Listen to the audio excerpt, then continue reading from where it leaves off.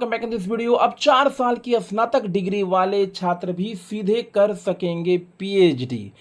Junior research fellowship JRF के साथ या उसके बिना पीएचडी करने के लिए अभ्यर्थी को अपने 4 साल के स्नातक पाठ्यक्रम में न्यूनतम 75% अंक या समकक्ष ग्रेड की आवश्यकता होगी। जी हाँ दोस्तों, एक बिग अपडेट के साथ में उपस्थित हूं।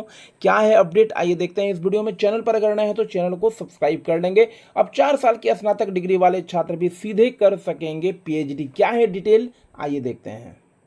करने के लिए अब स्नातकोत्तर करने की जरूरत नहीं रही। अब 4 साल की स्नातक डिग्री वाले छात्र भी सीधे पीएचडी कर सकेंगे अगर उनके पास 75% कुल अंक या समकक्ष ग्रेड है तो ऐसे स्नातक डिग्री वाले छात्र पीएचडी करने के पात्र होंगे।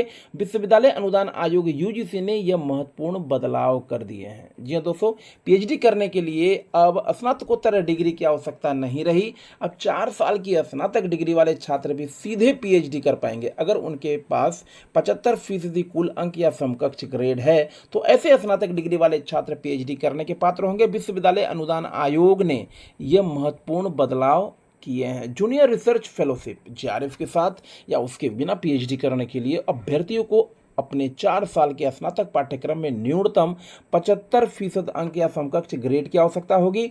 अब तक नेट के लिए अभ्यर्थी को न्यूनतम 55% अंकों के साथ स्नातकोत्तर डिग्री की आवश्यकता होती थी।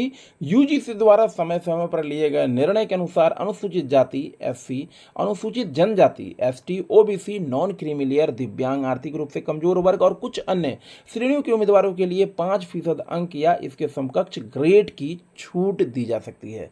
जी दोस्तों, जूनियर रिसर्च फेलोशिप जेआरएफ के साथ या उसके बिना पीएचडी करने के लिए अभ्यर्थियों को अपने 4 साल के स्नातक पाठ्यक्रम में न्यूनतम 75% अंक या समकक्ष ग्रेड की आवश्यकता होगी। अब तक नेट के लिए अभ्यर्थियों को न्यूनतम 55% अंकों के साथ स्नातकोत्तर डिग्री की आवश्यकता होती थी। यूजीसी द्वारा समय समय पर लिए गए निर्णय के अनुसार अनुसूचित जाति एससी, अनुसूचित जनजाति ST, OBC, non creamy layer, दिव्यांग, आर्थिक रूप से कमजोर वर्ग और कुछ अन्य श्रेणियों के उम्मीदवारों के लिए 5% अंक या इसके समकक्ष ग्रेड की छूट दी जा सकती है।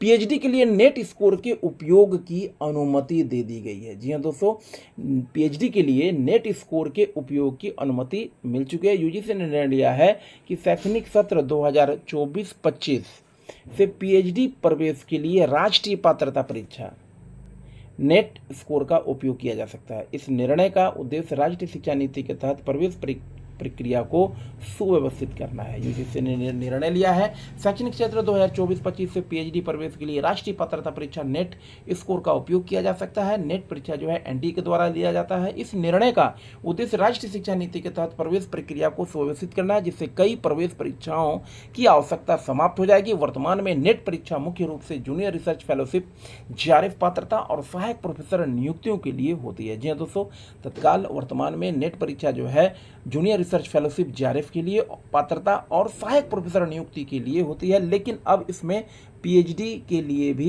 कहा जाए कि पात्रता जुड़ गई है। जून 2024 से यूजीसी नेट योग्य उम्मीदवारों के पास 3 पात्रता श्रेणियां होंगी। वे जेआरएफ और सहायक प्रोफेसर नियुक्ति के साथ पीएचडी प्रवेश के लिए पात्र हैं। जी दोस्तों, सबसे पहले तो कहा जाए कि जेआरएफ 1 नंबर पे हो गया, दूसरे के साथ 2 नंबर पे सहायक प्रोफेसर नियुक्ति के लिए भी पात्रता मिलेगा और तीसरी अगर बात करें तो पीएचडी के लिए भी उन्हें जो है पात्रता मिलेगी। अब नेट करने के बाद 3 तरह की पात्रता प्रदान की जाएगी। केवल पीएचडी कार्यक्रम में प्रवेश के लिए पात्र हैं। 16 नहीं 18 जून को होगी यूजीसी नेट की परीक्षा। अगर यूजीसी नेट की परीक्षा की बात करें तो पहले यह 16 था और कहा जाए कि अब इसके तिथि को परिवर्तित करके 18 जून को कर दिया गया है। अब 16 नहीं 18 जून को होगी यूजीसी नेट की परीक्षा। यूजीसी नेट जून 2024 की परीक्षा तारीख में बदलाव कर दिया गया है। यह परीक्षा पहले देश भर में 16 जून को आयोजित होने वाली थी, लेकिन 18 जून को आयोजित की जाएगी। राष्ट्रीय परीक्षा एजेंसी और यूजीसी ने उम्मीदवारों से प्राप्त फीडबैक के कारण यूजीसी नेट की परीक्षा को 16 जून की बजाय 18 जून 2024 करने का निर्णय लिया है। राष्ट्रीय परीक्षा एजेंसी एक दिन में पूरे भारत में ओएमआर मोड पर यूजीसी नेट परीक्षा आयोजित करेगा। दरअसल यह फैसला यूपीएससी प्रारंभिक परीक्षा की तिथि से टकराव के चलते किया गया है।